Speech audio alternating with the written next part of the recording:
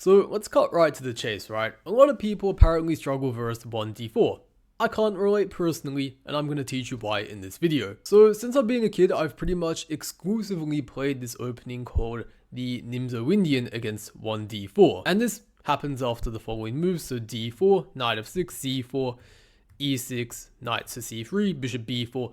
There are a few different deviations along the way that white can play rather, such as maybe the London system or the Joe Barver London, but as you sort of get higher and higher on the rating ladder, you're generally going to have more people, as we see throughout this video, going for d4, c4, playing in the Queen's Gambit-like fashion. And there are many different openings you can play, of course. On move 1, you could also go for d5, and you could enter, say, a Slav defense, something very solid, but sometimes a little bit difficult to win with. For example, if white plays the exchange variation. On the other hand, you could play something a bit sharper, like maybe the King's Indian, but a lot of people don't feel very comfortable playing with this sort of more cramped position. It's kind of a bit difficult to navigate the space disadvantage. But I have to say personally, with Nimzo-indian, this has always been one of my favorite openings to play against 1d4. It's still one of the main ones that I play against this opening and have been doing so since I was a kid, for the reason that it offers a really good balance between able to play for a win,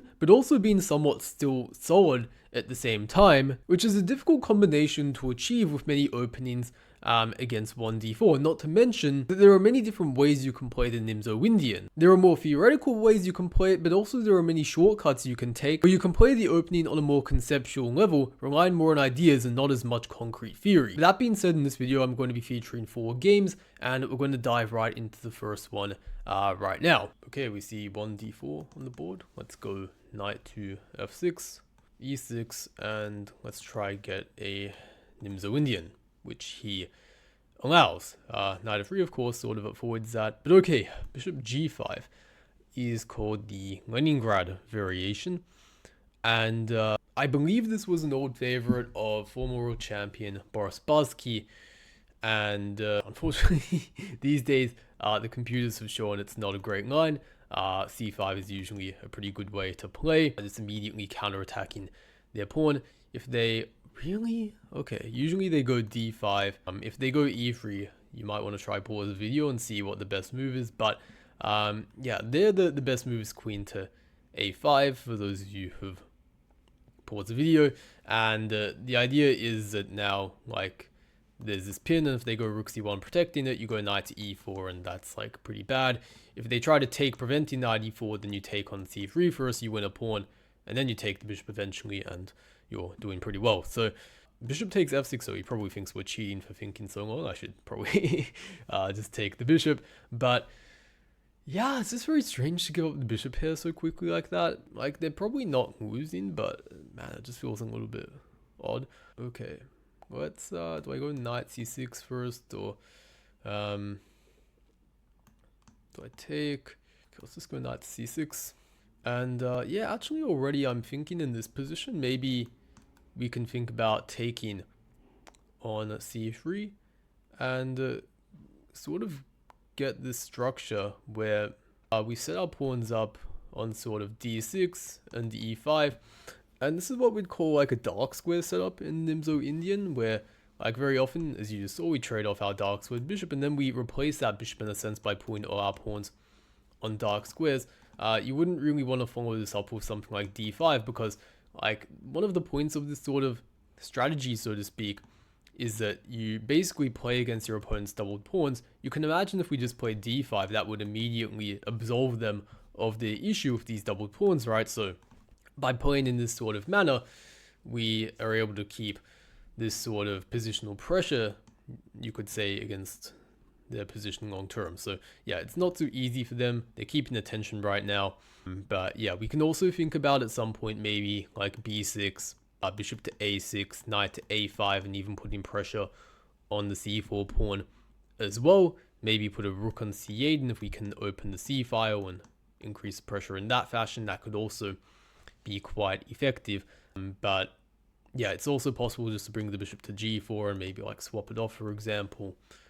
That's also definitely a thing. And I think if we do something like bishop to g4, for instance, that is going to be a little bit unpleasant for them, because with the pressure we would be putting on their knight on f3, it would really sort of provoke some sort of action out of them, right? It would force them to maybe like push on d5 due to all the pressure we'd be putting on the d4 pawn if we're like able to take that knight, for example. So if they do push d5, then that kind of helps us in a way because it defines the structure a little bit more, and we don't have to be constantly like thinking about like releasing tension this way, should we be taking and whatnot. But anyways, we see this rook c1 move, and yeah, I don't really know what that does, to be honest. It's probably I don't think they know what to do, I think, is what this move is telling us. But yeah, we're not going to rush into taking, because again, if we take, then that would help them get rid of their double pawns. If we rush into something like e4, that might be okay, but I just don't see a reason to rush with that. So yeah, I'm going to play bishop to g4, I think. And yeah, you always have to watch out for some weird like knight discoveries sometimes, but I don't think any of those work in this position in particular. So okay, we can think about taking now, but I don't think that's something necessarily to be rushing into. Okay, let's just go bishop to h5, because as well, like, then their bishop gets active on this diagonal and they sort of have like a clear game plan. I don't really want to give them a clear game plan. I want them to keep messing around, not knowing what to do. So I think next maybe like rook fe8, and for example, like if they just play something random like a3, then I would consider perhaps taking in that position. Let's say takes, knight takes d4, and the point is they can take on b7 maybe, but by then I would have knight to e2 check because my rook is on e8, and after king h1, I wouldn't take immediately because my rook's hanging as well, but I would be able to kick their bishop away, they move back, and then I take their rook, is the idea. But now actually they're attacking this first of all, so maybe b6 is what I want to do. So let's just go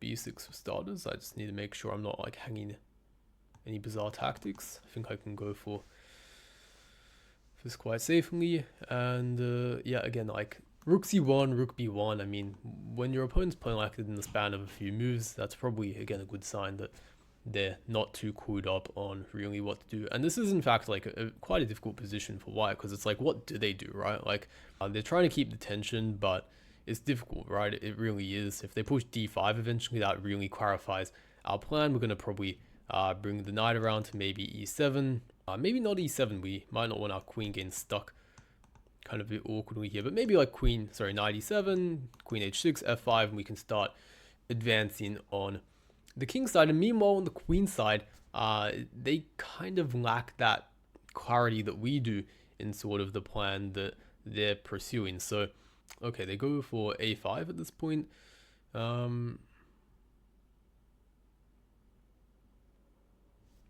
Okay, let's go rook to c8, just with the idea that now basically after any sort of takes happens, our knight's sort of protected, and also potentially we could be considering takes at some option, knight a5, and targeting the c4 pawn, right? So that really gives them something they need to be concerned about as well.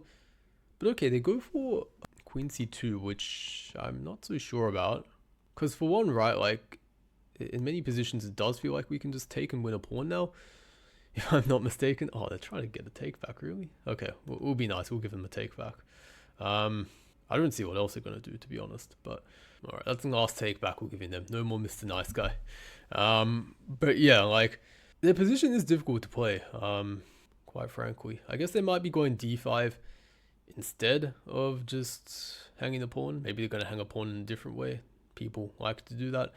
I don't know, but like the problem why they don't have a clear plan is because there's no clear pawn break they can pursue, right? Like they've went for d5, but even after this, right, they're probably going to need some sort of like really, maybe something like a5 could be an idea for them. Maybe that's a pawn break they're sort of gunning for. But like on the king side, right, something like e4 or f4, it's just not really going to lead to a whole lot, at least as far as I can see. But yeah, okay, this is interesting because now the thing we have to be careful about with knight a5 is our knight might get stuck on the edge of the board for all eternity, and we might not necessarily want that. But at the same time, like if we go knight to e7, then we might be neglecting the queen side or something like a5, and they could potentially be getting in a lot of counterplays. So I'm just going to stick to knight a5 for now. Put some pressure on this pawn. I imagine they're going to go knight to d2, otherwise takes is a bit of an issue. And then like, if they don't want double pawns in front of the king, which they probably don't, they would take with the bishop. But then if they take the bishop, then they're hanging the pawn. So they do go for knight to d2, as we were talking about. Do I trade that off? This is a pretty bad bishop, but at the same time, I'm not actually sure that like keeping it on is necessarily that much better. Okay, let's be a pain in the arse for them. Let's play bishop to g6 to sort of keep their bishop on the board, which I'm not really sure is something that they necessarily want, let's say. But yeah, they have to move their rook now, and our plan basically is we're gonna get the queen out of the way and follow up with f5. So queen to e7, just getting it out of the way. Maybe they're gonna go like knight b3 or something. Okay, that's possibly an idea, but at that point I think we're just gonna like go full steam ahead and just go like f5, f4, and try to generate something over on the queen side. But admittedly, we don't have a lot of an advantage in that position. Really, bishop h5? They're that desperate for a trade? This feels like very desperate, I would say, what they're trying to do with bishop h5. Like, okay, sure, your light squared bishop isn't that great, but I also wouldn't be going to that extent to try and trade it off, I think. You waste a lot of time, I feel like. So, yeah, you also can't play something like knight b3 after that, because then your bishop's not protecting this. There is a saying that sometimes, like, bad bishops protect good pawns or something like that. And that is true. Sometimes, like, a bishop might superficially be a bad piece, but it might actually be, like, serving some sort of important functions in the position to make it sort of worth keeping on. But yeah, bishop d3, bishop e2, I don't think leads anywhere, so I'm not really too keen on that. I was also thinking just going f5, but yeah, I think I'll take that first of all and then go f5, just because I don't think I really want double pawns, to be honest. So yeah, f5. And yeah, I don't know what they're going to do. Maybe they're going to bring the queen back, but then they've sort of wasted quite a bit of time, right? So I think that's like a net positive for us, is at least my evaluation of this. And yeah, their pieces sort of don't feel that well coordinated right now. Like, this is a position where, like, okay, maybe we're not that much better, but at the same time, it's like, what is our opponent's sort of plan, right? Because it's very risk-free. There's no clear plan they can pursue, whereas like the only person, again, who has a pawn break in the position is us. We can start advancing our pawns. They just went for f4, but I think that's kind of a blunder, if I'm seeing things correctly, because like takes on f4, if they take the rook, they hang a pawn. If they take the pawn, then we go boom, boom, boom. So that looks like a problem, and I'm going to take. So I don't know what they were thinking of, but yeah, it looks pretty disastrous, to be honest, if they do go for this. So yeah, it's just strange. Like, I assume what sort of happened for our opponent here was like when he played f4, he sort of probably made some assumption in the position, like that he can just sort of take back, and that positionally he's getting rid of a backward pawn. But it seems to me he wasn't really paying attention to the concrete elements of the position.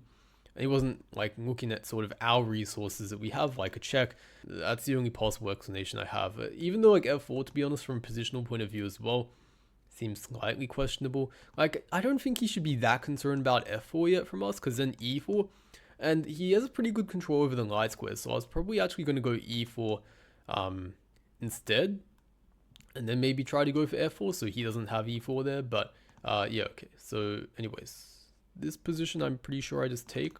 Shouldn't be falling for any like weird cheapos. And yeah, like, what does he do, right? Like, maybe rook a2, maybe you bring this rook to b1, but both of those are pretty ugly, and I imagine both of those could just run into something like knight takes d4, for example, and then we're just simply 2 pawns up. So okay, yeah, he just resigns in this position. Yeah, I mean, maybe you could try playing a little bit more, but it is pretty bad. I was, yeah, very surprised he took on the f6 so early. Let's see how the computer rates what we did. So it's not exactly the best move. It wants us to like take and go castles, and then like d5 or something. And like, yeah, sure, that's probably decent idea, but definitely it feels very thematic for the Nimzo-Indian to go for this dark squared strategy. And already you can see sort of liking our position. rook c1. But yeah, they sort of started messing around a little bit too much around here. And what's that? Oh, wants to go. Oh, okay, that's quite clever actually. So it wants to go takes, then knight a5, and then the idea is this time around they're stuck with the bad bishop. Okay, that's quite clever. Wasn't really thinking too much about that. But yeah, as I mentioned, right, something like this and then them going a5. Maybe not immediately, but at least having that option available, I thought would be a little bit unpleasant. But yeah, bishop g6 and e4. Okay. Yeah, again, as I was saying before, slightly better, and the reason for that is just that, like, we have a plan and they don't. They don't have any real pawn break. Meanwhile, we can sort of advance on the queen side, sorry, on the king side as we please. And they sometimes even have to watch out for us just trying to, like, pull off a little cheapo on them and attack, like, a pawn and try to, like, win at queen. Sometimes that does happen. It's difficult in this position because, like, you only have one attacker that can really target this. But if we had, like, a bishop and a queen, that could maybe be a little bit dangerous, right? But yeah, f4 just completely threw away the whole position very quickly. But yeah, very typical strategy in the Nimzo-Indian, going for this dark squared setup. It's possible in many different variations. But yeah, usually in this sort of line, the main idea is to go for d5. And then, like, it is possible to go for a dark squared setup again here with sort of d6 and e5. This is not the most accurate move order. There are more precise ways to do things, but the problem actually why people don't go d5, it's not even this. There's, like, multiple issues with this line, I would say. But if you just want something simple to go for, you can always just go for pretty much this setup. And if they, like, try to take on e6 or something, it's not really an issue because, like, okay, we have a backward pawn, but again, this pawn on c4 is quite weak. These double isolated c pawns now is just a problem for them from a strategic point of view, so I wouldn't be too concerned about that. But yeah, anyways, let's go on to the next game. All right, we have a d4 c4 game. We're gonna go for e6, and what's this guy's? What the hell? Okay, that's low-key kind of suspicious. He has like a sub 1200 boots rating, but it's provisional and like 2000 rapid. I'm gonna check out this guy. What the hell? Maybe he just never plays boots. But okay. Anyhow, c5 is a typical way to play against bishop g5. And okay, already he's playing a little bit strangely, like usually. Okay, so first of all, bishop g5, it's not that popular. It's not considered to be that great by theory, but d takes c5 releasing the tension as well. Okay, let's go queen to a5, I think. Just putting pressure along here. And if he, like, protects this with something like rook to c1, might want to think how we would deal with that. Okay, well, we would play knight to e4 because we got out of this pin. That's another threat, but okay, he obviously dealt with that, so we take back. And okay, we have double pawns in front of the king, but I don't think it's too big of a deal, let's say. I think it's he lacks the, you know, firepower to really deal some significant blows there, you could say. But okay, already we are being given this option to just take and give them doubled pawns. That's always, as a last resort, at least something we could go for. Could definitely be the best choice as well. We can also just develop the knight to here or here. Maybe if it goes to a6, it can take on c5. But yeah, taking is very tempting. If he takes the pawn back, we can maybe play knight a6, take c5, or just queen c5. If they take with the queen, then, like, well, we're probably going to take and they get these triple pawns. And if we just play knight a6, take c5, I don't see any way they can stop us from, well, winning that pawn back and then having that long-term positional advantage. And I should also note that, okay, we do have doubled pawns, right? And they also have doubled pawns, but their double pawns are worse because they're double isolated pawns, whereas ours are just sort of part of this pawn island, and they sort of help support each other. But these pawns over here don't really serve that same function. So let's just play bishop takes c3. I think this is probably the simplest move to play from a positional point of view, just immediately giving them those weak pawns and not really giving them time to maybe rectify the situation. But okay, knight a6 as we were talking about, we're trying to take. And let's say they play like knight f3, we take. Then long term, what we can think about is like b6, bishop a6, rook c8, and really applying a lot of pressure on these doubled pawns. So That's what we're doing. And yeah, so I kind of like to look at this. Maybe knight d4, bishop a6, knight b5. Like potentially we need to look at something like that. But am I scared? Not really. So I'm just going to go b6. And yeah, okay, so bishop to a6, is there anything wrong with that? I can't particularly see an issue, so I'm just going to play it. And again, rook c8 coming up next. Perhaps we did allow a4, but okay, a4 we always have knight a4, sorry, knight b3, knight a5. I'm stopping them from getting a5. So like, let's say we play rook c8. If they go a4, we're going to play knight b3, rook a3, knight a5, and then that pawn is going to drop. There's nothing they can do about it. So I kind of like the look of that.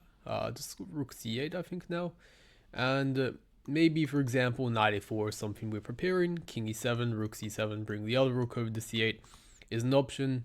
And yeah, this in general looks quite unpleasant for them. Yeah, so already we could maybe even think about like knight to e4, for example. But to be honest, because there's like very little they can actually like really do if you think about it, I'm not necessarily opposed to this going king e7, rook c7, this. But potentially knight d2 could be an annoying defensive resource that they have, where they stop our knight from coming into here, and they're also defending the pawn quite well. So from that perspective, this is interesting. And also, let's say if they try to kick the knight out, we can drop back to d6, and we're attacking the pawn, and there's not much they can do. So I quite like knight to e4. Actually, I don't see a clear issue with it. Perhaps they can go like knight to a4, but I'm not really convinced. Like knight e4, a4, bishop c4, bishop takes back, rook c4, a5. And we can even just go b5 even, and not even let them get the open a file. So yeah, I'm gonna go knight to e4. I think I don't see how they defend against that. Looks pretty awful if I'm being honest. So maybe their best shot is like, okay, yeah, this is I was talking about, knight d6, knight d2. I'm trying to maybe hold the rook endgame after like we have a bunch of exchanges, but I mean even that is kind of crap. Really, I guess, but I have to admit I didn't consider that, but I doubt it's good. Maybe it's more dangerous than I gave credit to though. That is kind of annoying. I overlooked that. Yeah, I definitely wasn't paying enough attention to the resources of our opponent here, because takes like rook c6, let's say rook d1. And if we just take that knight to e1 and there's this annoying pin down here and we're losing the bishop, so I'm still going to take that, I think. Because, like, I don't know, if knight c4 takes, I mean, take back. I feel like the pawn weaknesses of both sides sort of balances out. Maybe that's objectively kind of what we should do. We could also try to be a scumbag and, like, trap the bishop with, like, b5, but I'm not too optimistic about that, so let's just take.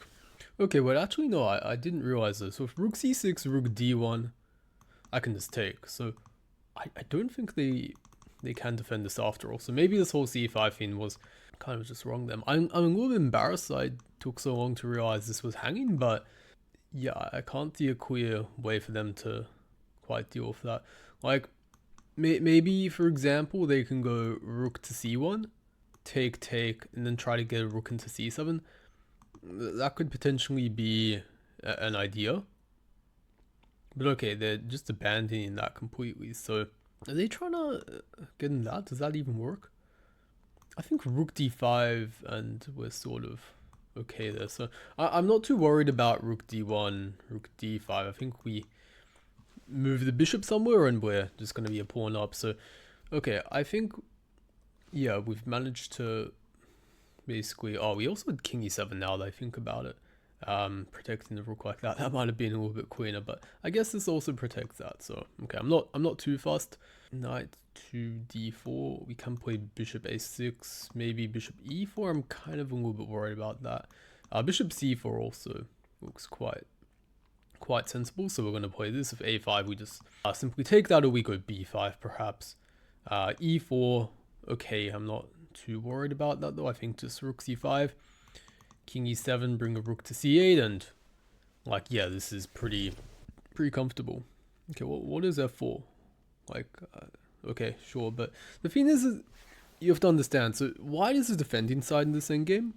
So like, what that means is that generally in endgames, both sides should be careful about moving their pawns, because, like, you know, it's not like we have queens on the board where you can make these aggressive pawn lunges and it can result in some sort of big attack.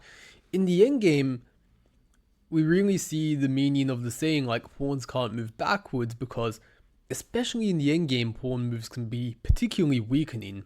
And this is more so true for the defending side especially, so like, let's say the side who has some sort of, they're positionally worse for whatever reason, or they are just down material like our opponent is, they want to be trying to keep their pawns more at bay, not trying to move them all around the board and whatnot, because then they're just going to create more weaknesses, and it's going to be easier for us to win compared to if they just had like one weakness. But okay, I don't know what that does. I'm just going to bring the other rook to c8. This rook e1 move, I mean, are they trying to go e5? Are they trying to go f5?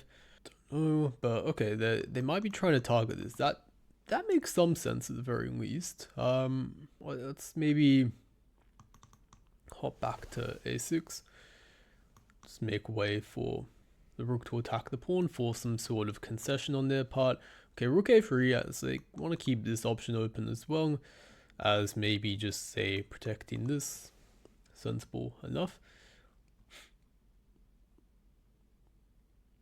Okay, let's go bishop to b7 though, just target the pawn. If they try to attack us, then that's going to drop obviously, so it's no longer really much of an option for them.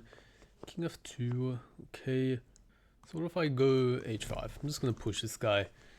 And he has to be slightly careful. If he ever walks into that, f5 could be a little bit concerning. Okay, so h3. I'm tempted to go h4 and just sort of prevent any piece from coming here in the future. But I am wondering if he's trying to go for g4, because I don't think that helps him. I think that just creates more weaknesses.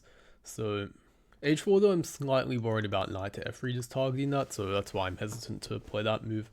But it's tough to find a good waiting move, because like I want to keep my rooks here. I don't want to like go backwards, because then knight b5 and this like the d6 square becomes a bit soft. Maybe just d6 though. Okay, so he does end up going for that, which I think I'm happy with. Rook to h8, and now I sort of get the h file, I feel like. So yeah, I didn't think that was a super great idea for them, but okay, it's what they've ended up going for. And if they go like king g2, let's say, then I think f5 could start to become an interesting idea. Okay, so he avoids going for king g2, however, but that does allow my rook to slide in this way, I believe. So let's go rook to h1. And yeah, in general, it's not super simple to try and come up with a plan, but I feel like what we want to do is just try to improve our pieces gradually and then get ourselves into a position where we can maybe eventually try to go for some sort of pawn break. I'm thinking first of all to maybe try and reroute the bishop. I'm always a little bit sensitive at the moment of going a6, because then the square gets weakened a lot and rook b3 could be annoying, so not really too keen on that right now. But okay, so I'm thinking now of going e5 now that the knight can't sneak in there. I quite like the idea of this. So we do weaken d5, but the main problem I was having before with e5 was they can get knight f5 check, but now they don't have that. And if the knight can't come to d4, then rook c4 becomes exponentially more annoying, because it's difficult to defend that. We can also undouble our pawns, so I'm gonna definitely take that opportunity. So yeah, I think this is just greatly okay. They can maybe get into f5 this way, but okay, I'm not too concerned about that one. At least I don't think so just yet. So how about bishop to c8 and just try to swap that off, because I'm not really sure I want to have to deal with that in time trouble. Like rook c4, knight f5, king e6, rook d3. I think I'd just rather try to keep it simple. Even though the rook endgame might be slightly more drawish, I still think with the extra pawn that we have pretty good winning chances, so I'm not too worried about that, you could say. And of course now rook g1 is a genuine threat, because the pawn is sort of hanging. So if knight f5, yeah, we're probably going to take that.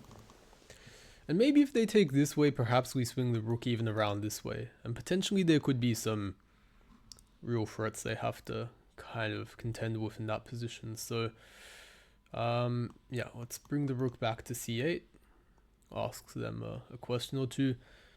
If they go a5, I think probably b5, although a6. Ideally, like, we get b5 and then a6, and that's a protected sort of asset that we have, but okay. How do we deal with this? Like, rook h8, or... Okay, let's just tuck our rook behind the pawn. Not sure that's the best move, but... okay, I don't know what that does. Let's just...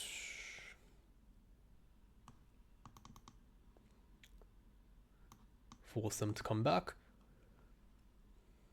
Really? No, that can't be good, right? They just dropped that pawn.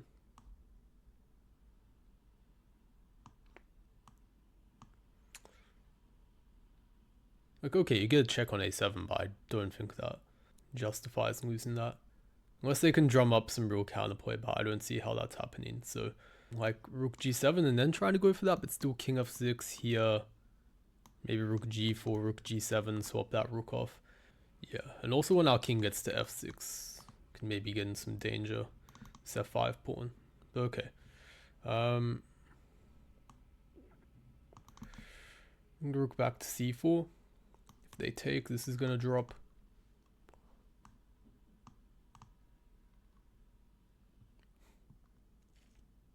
If they give a check, that's losing. So yeah, at this point I think it's pretty clearly winning.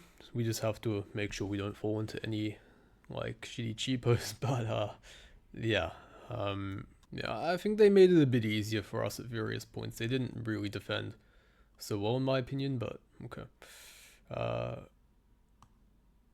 Okay, let's go rook to c6.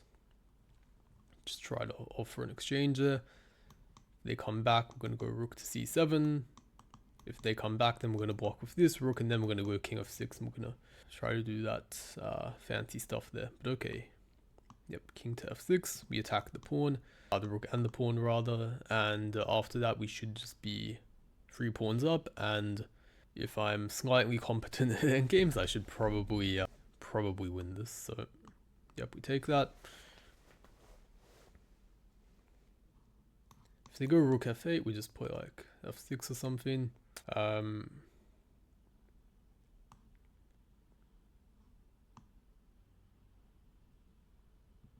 Maybe also just give a check. Because if they go that way, we're borderline mating them. And if they go that way, we could also give some checks along here. Also looks quite tempting. Or we just go rook a7. What about that? I don't quite see how they're stopping mate, unfortunately. So, yeah, I think that's probably how we're wrapping up the game. I don't think they can do anything. I mean, they can bring their rook in to d1 and stop it for a move, but that's not going to entirely save them, of course. So, Mr. Praveen Kumar, it's been nice to meet you, but unfortunately, I think this is going to be the end. Okay, that's a cute little check, but we can just step to the side. Okay, we'll take that. Good thing we didn't pre-move rook a1, because then they would have had rook e1. Probably still winning, but like, yeah, no need for that, obviously. Okay. He's not resigning, so I'm going to promote to like 2 rooks if I can. Okay, finally he resigns. We'll look at the game real quick, but yeah, to be honest, I think this is just pure suffering for him right out of the opening. Like this position, yeah, it's already -1 as you can see. And okay, 96 slightly better than taking immediately, but yeah, I guess the idea is we take and then we just take, and we maybe are just like a tempo up on whatever happened in the game basically. But yeah, the way he played the opening, not too inspiring.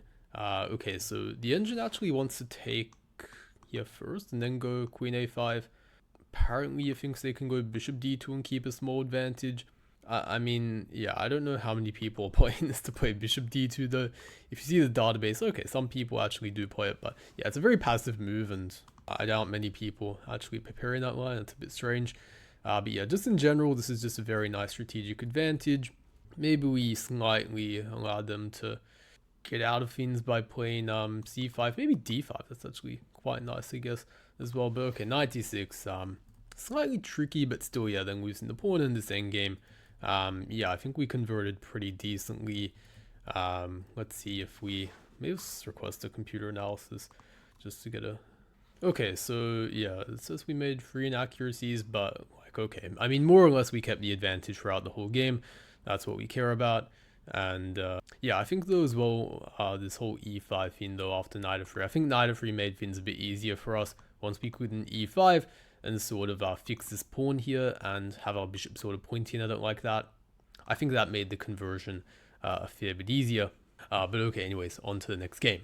So if you made it this far into the video, some of you may be wondering, okay Sam, well, if white doesn't go knight c3, like, I'm sold on the Nimzo, but what do we do against free knight f3? And for a long time, this is something that I struggled with. As a kid, I tried to play the Nimzo-indian quite a bit, and to be honest, I hated it. You know, if white goes knight to c3, this is going to turn probably back into a Nimzo-indian, where, you know, if e6, knight c3, bishop b4, knight f3, but white, of course, has some other options. They can, for example, play bishop d2 or knight bd2, and I've personally found both of these lines a little bit annoying to deal with as black. And personally, the move that I find the easiest to play is to go d5, and let's say they play knight to c3. Of course, they could be able to play the Catalan, but as we're going to see in the next game, knight to c3 happens, bishop to b4, and there's very resemblant of the Nimzo-indian, but with d5 already played and knight f3 inserted as well, we'd call this a Rogozin. However, as we're going to see, actually, this transposes back into a Nimzo-indian after our opponent played e3 castles. For example, if bishop b4, e3 is one of the main lines against the Nimzo-indian, castles, knight f3, d5, and this is a position we got in the next game. But just to recap, why I like the Rogozin is that it tends to offer quite good chances to play for a win, very much like the Nimzo-indian. And by putting your bishop on b4, in comparison to maybe saying play something like bishop to e7, which is definitely solid this sort of Queen's Gambit decline setup, it is a bit more passive, and by playing bishop b4, there's many more aggressive possibilities you can take on, which I think is ideal when you want to try to play for a win. Okay, we're playing another 2100, c1d4, let's go for knight f6, e6, and okay, we see knight to f3, so let's play d5, and let's go for the Rogozin with bishop to b4, but okay, we actually see in this position our opponent going e3, so let's just castle, and actually we've kind of transposed to more of a Nimzo-indian now, actually, I would say. And there's a few different things we can do in this position. We can go like d takes c4, we can go knight c5. You probably don't want to play knight c6 blocking your c pawn. I also wouldn't recommend c6 playing in a semi-Slav fashion. Bishop doesn't really belong on b4 in that sort of structure. If you've already committed the bishop here, you should usually be looking for either like b6 or c5. In these sort of c6 structures, the bishop really belongs on d6, because like if you put all your pawns on light squares, if you think about it this way, right, like you don't really have any business taking on c3, like, and then giving up your like good bishop like that, and then leaving your bishop sort of, your other bishop and light square bishop sort of contained by the pawns. That's sort of how I think of it, at least.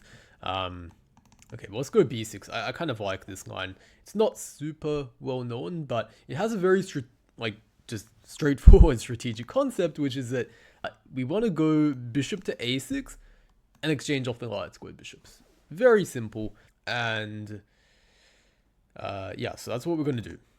Since they've allowed us, if they go queen to e2, you can maybe go a5 and try to prepare that, but you could probably also go c5, or just like develop normally in that situation. But since they've allowed us so kindly, that's what we're going to do. Usually they take, sometimes they go like queen e2, but then we take. It's best for them to take though and force our knight onto the rim of the board and at least make things a little bit awkward. A lot of people go queen a4 now, which looks somewhat annoying, but it's nothing to be too scared of, because we can always just go queen c8, defend the knight, and we can sort of eventually unravel. But okay, we see knight to e5 from our opponent here, and yeah, I don't want to play c5 quite yet, because then I kind of risk getting the bishop sort of stuck on the side of the board almost, and I kind of want to avoid that. So I think I want to play bishop to d6 first, and then try to play c5. Again, if queen a4, I think I'm going to go like queen c8. And sometimes you even bring the knight back to b8 and reroute it around somewhere, because Like on a6, prospects aren't the best. Sometimes you can also put the knight on c7, I guess. But yeah, we eventually want to fix the knight because it's obviously not great on a6. But basically, again, the argument is that we're willing to make the short-term trade-off that, okay, in this very moment, our knight is like not the best here, but because we trade off the knight squared bishops, we traded off our bad bishop, white's good bishop in the structure. And long term, if they're not able to like punish us somehow and get like their pieces in very nice positions or something like that, right? Long term, we're going to be able to kind of unravel and get a very nice position. So okay, b3. I'm already thinking maybe start rerouting, but c5 also makes a lot of sense. Maybe rook e8 is also interesting, just sort of provoking them to do something about this, because if they play f4, that's actually like quite weakening. Sometimes it can be strong, but I think when they lack their light squared bishop, it's not so great. And if they don't go f4, they might have to retreat. If they go bishop b2, let's say, and try to set up some discovery, I actually don't see a good discovery for them, like on this diagonal where the knight moves somewhere. So I don't think that's an option. And also queen a4, they shut themselves off from when they play b3. So let's just play, because I don't see anything too wrong with it, rook e8. f4 is very likely, I think we'll see. Okay, so they don't, but is that not a free pawn? Because I don't see a good discovery for them. Maybe their idea is like knight e2 or something like that, and then like our rook moves, they takes and queen takes d5, but I don't think that, or maybe that, I was thinking like we go rook e6 instead, but maybe they get knight f4, like rook moves and some bishop takes f6 stuff, and then they take on d5. But then we get like queen e5, I think, and they're under some annoying pressure on this file. They can go e4, but then I think at c6 probably even. I was thinking we could take there, but I think c6 is just like winning pretty queen. I guess they get queen e2 at the end. I know we're going super down some rabbit hole, but then that gets out of the pin. They attack our knight, but then we can take, and we're up a pawn at the end of the line. So like, I mean, maybe there's some deviations as well for us in that line, but in general, it feels like a very desperate line to me, where it's like they're sort of just barely hanging on, and it feels like a lot of the times in those sort of lines, like when you calculate if that's sort of the case, it's very often like a red flag that it's probably just not gonna work. I guess so. Actually, now that I think of it though, so takes, knight e2, rook e6, knight f4, rook d6.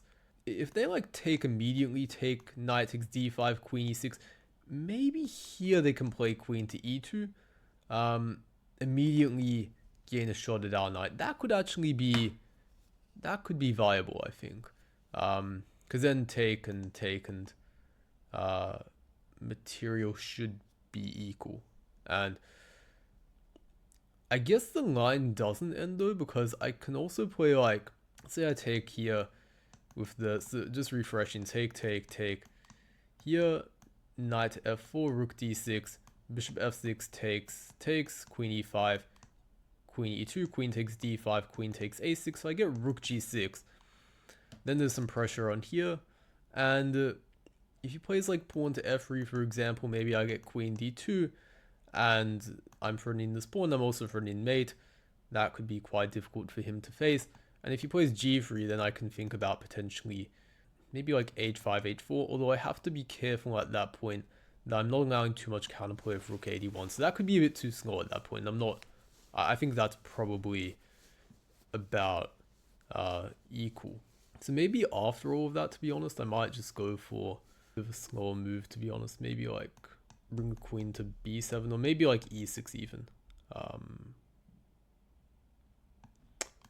I just have to be careful, first of all, that's not running into anything knight b5. I don't feel like, maybe c5 just to be safe. Yeah, I'm just going to play c5 first of all. And if knight b5, I can come to either one of these squares. I don't think I really want to give that bishop up. Yeah, okay. That was, that was a crap load of calculation. If you didn't follow, that's okay. But okay, now they go knight f3, and that's a little bit, maybe they actually bonded down, I'm not too sure. It seems like by how quickly they played that, they were like panicking for like 5 minutes, probably wondering like how to Because I don't think they were calculating all of that, to be honest. But yeah, I always think even if like the opponent didn't see it, it's best anyway to just try and like calculate it objectively as possible. But okay, we have a bunch of options now.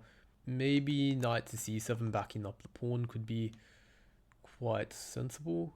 Okay, so let's do that. Knight to c7. I was also thinking developing the queen to d7 or e7, but I want to bring the knight here first, because if I go queen e7 first, then takes, and he wins a pawn.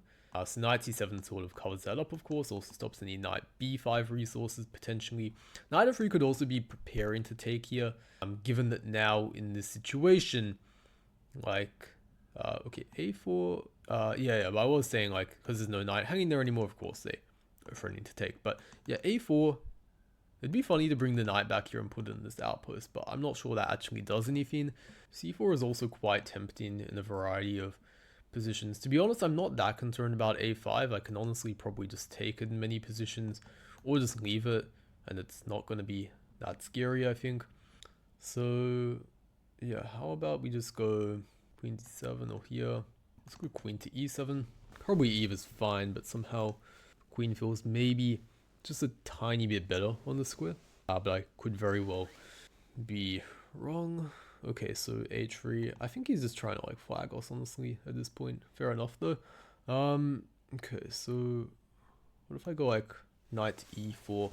I guess I have to be considering takes, maybe. Knight e6 is also a consideration, but then I think takes, I'm just losing the pawn. So let's just go rook a8, bring the rook to the center.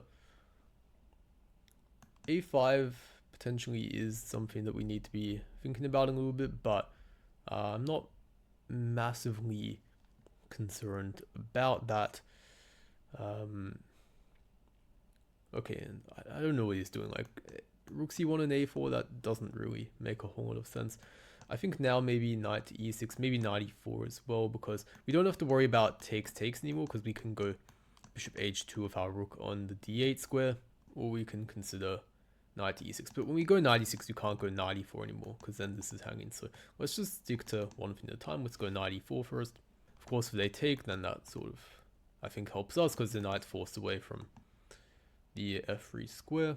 And yeah, I don't really see a very clear plan for them at the moment. We can also consider f5, potentially reinforcing the knight on f5, like potentially something like queen c2. But we might not want to do that immediately, because like say if it was our move and we went f5, right, then takes. Then because this diagonal is open, they can go take and give us the check. So we'd have to be slightly careful. A preparatory move like queen to e6, queen g6, swinging the queen over this way could also be possible. And that could also prepare f5, because now this is a bit better protected.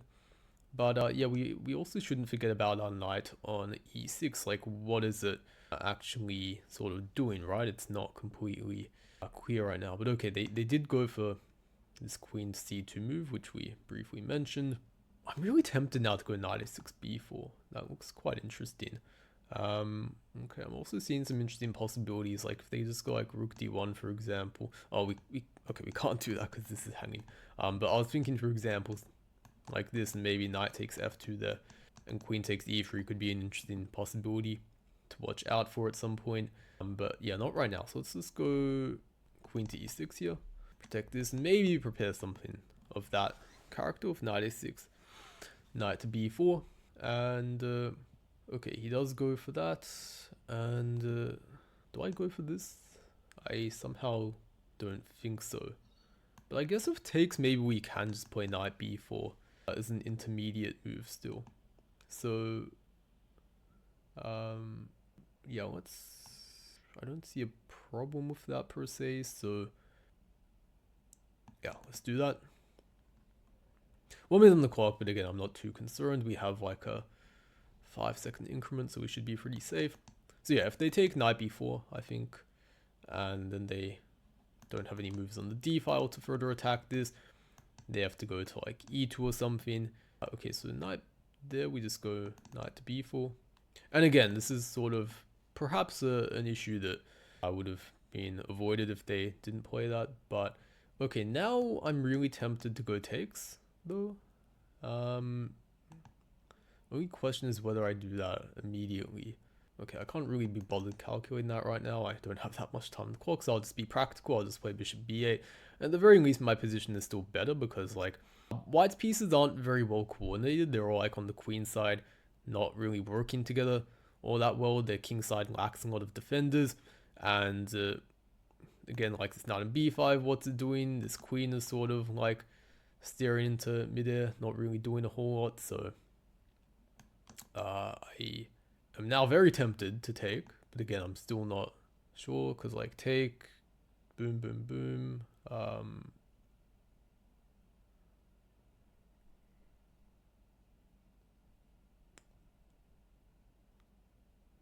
okay, so let's just take back for now, because, yeah, my thing is after takes, like, bishop g3, and then, like, sorry, not king there, like, rook d2 or something, and I can't exactly see, like, finishes, so I think it's just best right now to keep building up, let's say. But this is definitely on my radar. So now I'm very much thinking about that again. Okay, so let's just go f5. Just continue building up. If he takes, that shouldn't be a big concern. And yeah, they kind of lack counterplay, but I need to be careful that I don't overextend too much and then, like, hang everything. Oh, that looks pretty nice. Now I think I can take that. Because now at the end of this is knight's hanging. So yeah, looks like he got a little bit too overconfident there. Because again, knight f4 doesn't work. I can just take that. Or I could actually just take, now that I think of it. But yeah, now he's completely lost. Because this is hanging. So, like, yeah, I don't think you can really save this in the position. And, like, yeah, this is just pretty hopeless for them overall. Like, rook f1, knight d3 probably, and yeah, I don't see a whole lot of hope for them in this position. So yeah, they cracked, but yeah, I mean, what else to do really after that position? It's not, well, okay, they can play other stuff obviously, but it's getting difficult. They're, like, a bit tied down, but yeah, priority for us right now is making sure that we convert this and that we don't somehow kind of flag. Okay, so should just be able to take that. I don't think I'm overlooking anything. If they somehow attack our queen, we have, like, all sorts of discovered checks, so not very concerned. If they go, like, rook e1, I think we have a double check, like that, and then, well, that's obviously made, and if they come here, I think we can just take that. Or actually, oh no, I don't think that works. I was thinking if there was some sort of smothered mate, but okay, we're just going to keep it real simple. Takes, and if they take this, then the knight hangs and just down a piece still. Yeah, obviously not looking too great for them. I think this is going to be ending pretty soon. Okay, so they took here, but I think we have a variety of options. Let's go knight to d3, sort of to trick them, thinking they've gotten a free piece, but no free piece for them, unfortunately. There's a few issues with that, but for one, there's knight f2, but the other issue is that we can maybe just go rook to e1, and that's going to be mate.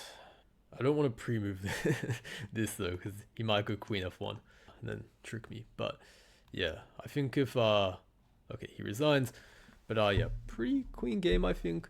I'm not gonna say it was perfect, but yeah, I think, like, bishop d6 is probably about right. Okay, so the engine also thinks we can take and then go c5 as well. That's sometimes an idea you can go for, and you basically just say that, okay, like, their light squares are a little bit weak, and eventually, like, you're probably going to remove this knight somehow, and then, like, ideal situation is, let's say, something random like this happens, and let's just say they mess around and they don't do anything with their life. Eventually you get a situation like this where strategically you're much better because this bishop is sort of shut in, the pawn structure. But okay, bishop d6, perfectly sensible. And I spent a long time here, and okay, the engine eventually says equal, so I want to see how much of this was right. But I was thinking here rook e6, because if rook e8, I was saying that, like, takes, and I think this is pretty equal. And the thing about this is, like, because this guy I'm pretty convinced I'm, like, a decent bit stronger than, I didn't want this sort of position where it's very symmetrical and difficult to sort of outplay him, so I wanted to keep Seems a bit more imbalanced with c5. But also, right, like I was thinking this line, knight e2, rook e6, knight f4, rook d6 takes, and takes, queen e5. Yeah, queen e2 as I was saying, this is the best move. Because otherwise, like, yeah, like e4 you have to play, but then I can at the very least take. Or I was saying again queen e2 here, and that's sort of the way they get out of trouble. But okay, knight c5 maybe, huh? But in this position, if they go for queen e2 immediately, then they get out of trouble. And like, okay, maybe we're a tiny bit better. And again, I was mentioning rook g6. And yeah, we saw the only move g3 because of f3, queen d2. We mentioned that. But even here, it's not super simple because they still have counterplay of queen b7. But I was like this sort of position, right, if I do allow it, it's like maybe I have a tiny something, but it's very difficult to win actually. Compared to c5, we just keep more pieces on the board. So it's not enough just to calculate, right? You also have to be able to evaluate the position at the end, which is usually the more difficult thing. But okay, knight to f3, knight c7, and yeah, a4 I wasn't too sure about. Like maybe the idea is a5, but like if they do go a5, like we can probably just ignore it, to be honest. H3, and yeah, at this point it seemed clear he didn't really have a clear plan. So knight a6, bishop d8. Okay, and the engine is saying this is possible. Bishop g3, rook d2. Oh, rook e4. What does rook e4 do? Is it rook f4 and they? Wow, okay. I would think they would have something in the meantime to stop us from really executing this, but apparently we just keep building up and they can't really do anything. This is really interesting. Maybe in a classical game I'd have time to really be able to kind of grasp that. Even then that'd be difficult, but yeah, bishop b8 feels a lot more practical. Takes. And again, I'm like, I don't really know, right? Like, maybe, but like, I just couldn't see a clear way to break through. Like, d4, and it's like, they probably have some knight move, and, well, okay, not knight d1, because then we mate them there, like rook e2, for example. And objectively equal still, so, but okay, of course, it's still a bit messy, but, yeah, f5 is objectively the best move, and the one that I felt practically, yeah, it just makes most sense, because I can't clearly evaluate that, and with such little time on the clock, it just makes more sense to keep building up. And now there's some nuance sometimes, like it's going to be different, but at least in this situation, I was like, I can't fully evaluate it, so I'll just keep building up and maybe bring my queen to g6, maybe d4 is in the cards eventually, maybe f4 as well. And it paid off because he wandered in like a few seconds, and then we got this and was completely winning pretty much. Yeah, anyways, that was this game. On to the next one probably. Alrighty, so for this final game, actually, we're not going to see this open up with 1d4. We're going to see this opening up with 1 knight f3. But this is something that a lot of people don't take into consideration when they formulate a 1d4 repertoire. They don't really pay much attention to what happens if they play like some sort of different move order. And for example, like if you're, let's say hypothetically, against d4, you normally play like the King's Indian defense, right? You normally play in this fashion, but then against 1 knight f3 you go d5. I see some people play this, they don't really understand transposition. This is especially true among some of the younger kids I've coached. They seem to be particularly not as clued in on this, but the thing you have to note is that now if white goes d4 and then they go c4, well, this is a queen's gambit, and that's obviously a problem if you're a King's Indian player. However, for our repertoire, given that we play the Nimzo and Rogozin, there are two sort of move orders we can play against 1 knight f3. I'm going to personally recommend d5, because now after d4, knight f6, c4, e6, we are back in comfortable territory, and knight c3, bishop b4. If they say go c4 on move 2, we can also go e6, and if they go d4, knight f6, perfectly fine. But it is also possible that our opponent may not try to transpose into a d4 opening, and they might just be okay playing a kind of ready opening, as we see in the next game. And the drawback of this approach though is if they don't quickly sort of counterattack our center with some sort of c4, that gives us time to actually develop maybe our light squared bishop outside the pawn chain, and then sort of establish a very solid pawn center, as we are going to see right now. Okay, we see 1 knight to f3, so let's go d5, and okay, we see pawn to g3. What should we do against this? Okay, so I'm just going to play bishop to g4. This is a line I kind of like to go for. We just get our light squid bishop out the pawn chain, play knight d7, and we just sort of aim, because they're not immediately trying to grab the center themselves, aiming for this sort of very solid kind of Slav-like setup. Okay, e6. I don't really understand b4, to be honest. It seems a bit wacky, to be honest, for my liking, but we're just going to keep developing, playing principal chess, and sort of see where that leads us. Probably bishop d6 somewhat soon, and probably doing, I think, more or less fine. But okay, c4. Can we actually take that? You know, like, I'm quite curious about that. So also what I'm thinking of, maybe aside from just taking that immediately, maybe also bishop f3. And then the idea would be that if they take back with the pawn, that like then we can play d takes c4 and win a pawn like that. But also if bishop takes f3, the point would be knight to e5 actually, and then we'd be forking this and this. If they take, then we go take, queen takes d5, or maybe take for piece like the knight. And structurally we're just much better, whereas if we take immediately, maybe they have like queen to c2 or something, and they can sort of like somehow win the pawn back. But if we go takes and this, or if they retreat with the bishop, then knight takes c4 is definitely an issue. And again, if they take, well then we take and ruin their pawn structure. These doubled f pawns, this d pawn rather is isolated as well, and it just doesn't really look very nice, their position. So I think taking is probably the right move to go for. I've seen this sort of similar pattern in, like, I think this position after, like, it might be, could be this position immediately. No, I think it's like, oh, is it? I think I've seen something like that. It might be c4 takes, except this is already protected somehow. I think it might be like c4 e6 h3 take, and then knight e5. I think that's the one. But okay, they took back. We're going to go knight to e5. And yeah, already we're going to be just having a nice positional advantage right out of the opening, because our opponent has sort of played it very carelessly. And you know, a lot of people, right, when they face a move like c4, their immediate thoughts just goes to like, oh, I just consolidate the center, or I develop. But you know, you always have to be looking out for ways in the opening to try and punish your opponent when they sort of step out of line a little bit, and they sort of don't play the best moves. And kind of what sent alarm bells out to me is, for one, I've seen this idea before in a different line, but two, like, you know, they've been moving all these pawns around, they've sort of not been developing properly. It is somewhat of an alarm bell for me that, okay, maybe concretely speaking, there's actually an idea I can use to like actually like properly punish them. And well, yeah, it appears that there was indeed a way that we could punish them in this position. So yeah, maybe quite unlikely continuation is like, let's say c takes d5, we can take, and then like queen takes d5, they follow up with knight c3 at the end. We can perhaps just slam the queen onto d3 and make it difficult for them to castle. Perhaps they have to go queen e2, beg for a queen exchange. We'll give it to them because we're nice, and then they're going to have a very crappy endgame where their pawn structure is just bad. And especially in endgame, the pawn structure is important, right? You just can't get around that fact. So what's their point here? Are they okay, no, I don't understand what their point is. So let's just go c6. I don't really think this check helps them, to be honest. I really don't. So takes, we just take though, and now we go takes. And the problem now is that with their queen on a4, one, it's not doing anything, but two, like, they actually might have to come back and defend it, right? So yeah, I don't think that did them a whole lot of good, to be honest. Are they really sacrificing that? Okay, I'll take that.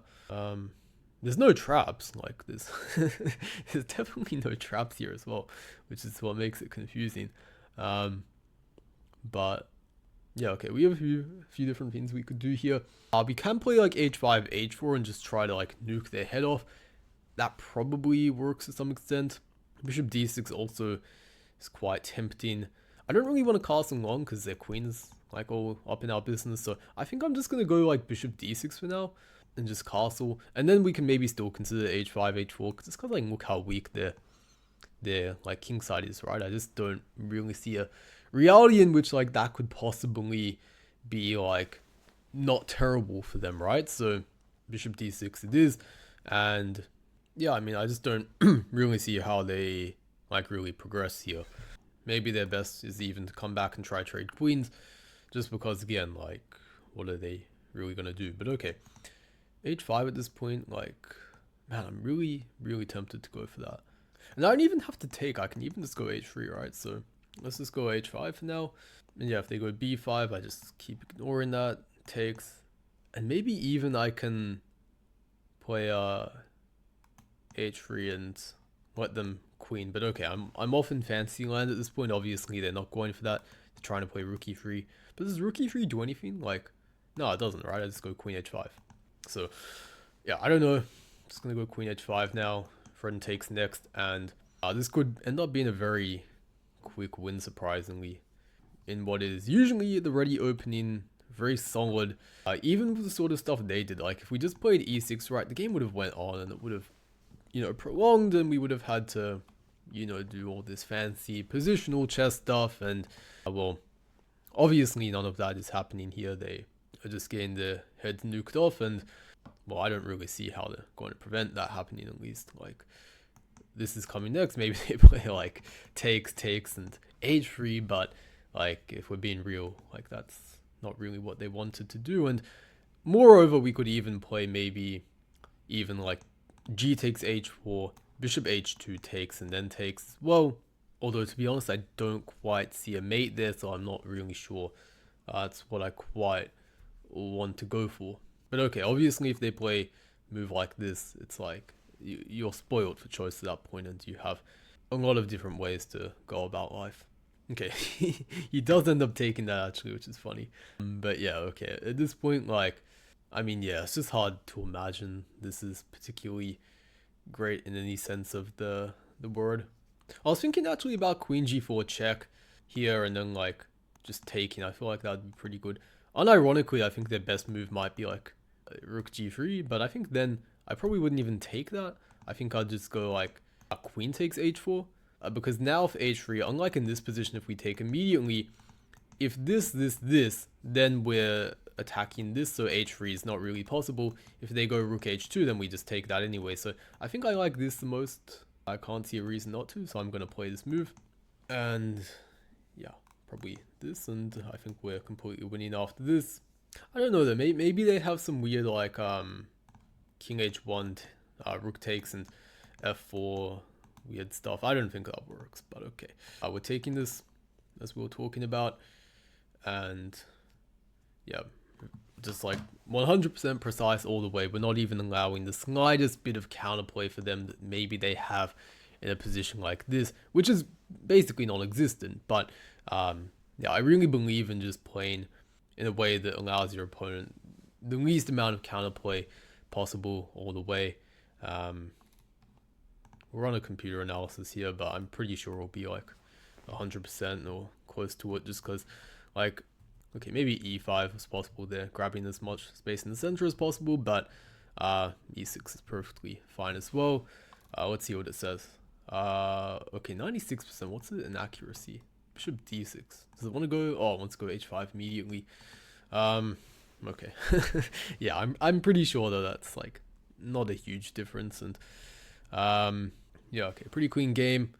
Again though, like this b4 move, and especially like c4 at this point, yeah, the top engine move is, you can see, okay, d takes e4 it's also mentioning, but this, yeah, it gives definitely nice advantage. I was talking about this position quite a bit, right, and I was saying that something like this, knight c3, queen d3, I can imagine just being quite nice, but they go for the end game, like, positionally this is just better for us. We can long castle, we can take, probably will lead to roughly the same position, but instead they gave it the check and they let us really just destroy them. So yeah, interesting game, not necessarily the typical Reti that you will see, but yeah, bishop g4, knight d7, trying to aim for c6, e6 in general, quite solid. But yeah, sometimes I was talking about earlier, c4, e6, h3, I think, and then we have the same idea.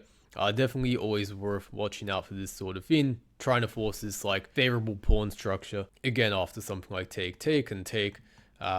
Yeah, just very nice position. I think this is a bit better than e takes d5, so that like when d4 happens eventually, like we can actually attack that more directly because we have the open file.